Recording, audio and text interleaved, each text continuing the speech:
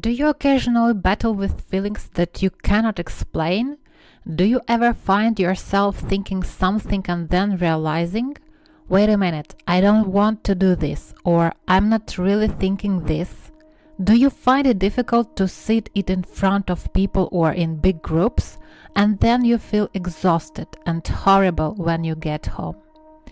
Unfortunately, my darling, you don't know how to safeguard your energy. In this video, I'll go through how to safeguard your energy, what to look out for, and why it matters that you know these things. Hello everyone, greetings from Alona here again on my channel. Alright, let's dive straight in. Foremost things foremost, acknowledge that sometimes your thoughts are not your own. The first thing to realize is that in the absence of spirituality, your thoughts can originate from your surroundings, your teacher, your friends, or anything else. Your perspective on life and other things can be influenced by those folks. However, it's not always a reflection of your feelings. You simply adopted that viewpoint from those in your immediate vicinity and made it your own. However, you shouldn't act in that way because occasionally that opinion is incorrect and you can tell when it is. You could therefore put some distance between you and say something like, you know what, you are not required to think that way and I don't either. You possess the ability to think independently. Self-assured and self-believing individuals always consider their own perspectives. Additionally, we are intuitive beings.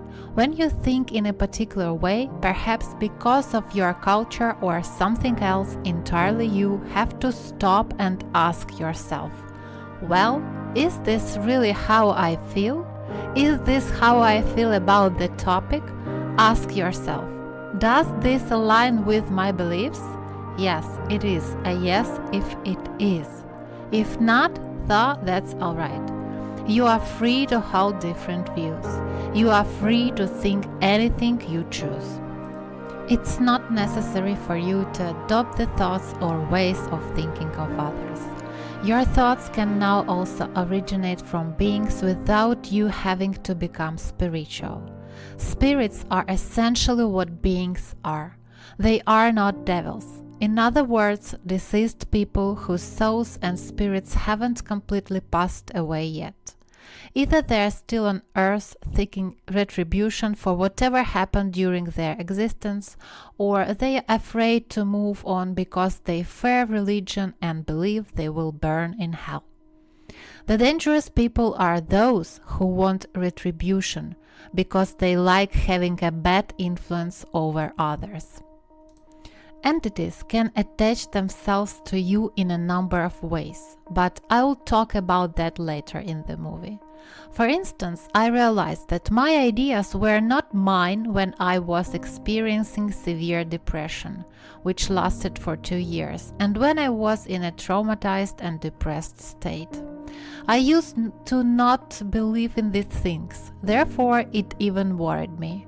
I've lived a life filled with incomprehensible paranormal experiences, but this was more like, okay, Alona, now you have to watch out.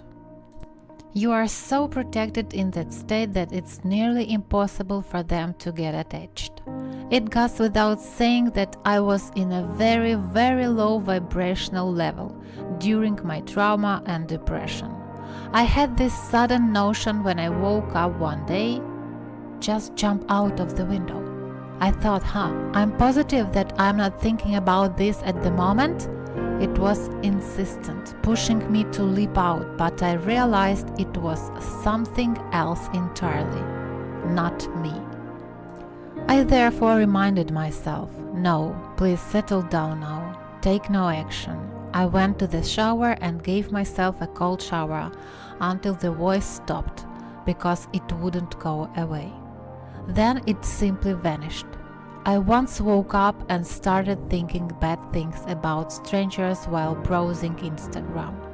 Once more realizing that these were not my thoughts, I took a cold shower and the thoughts stopped. I began to recognize that I was susceptible and that I should be mindful of the thoughts and allowed myself to entertain. A very depressed friend experienced the same way.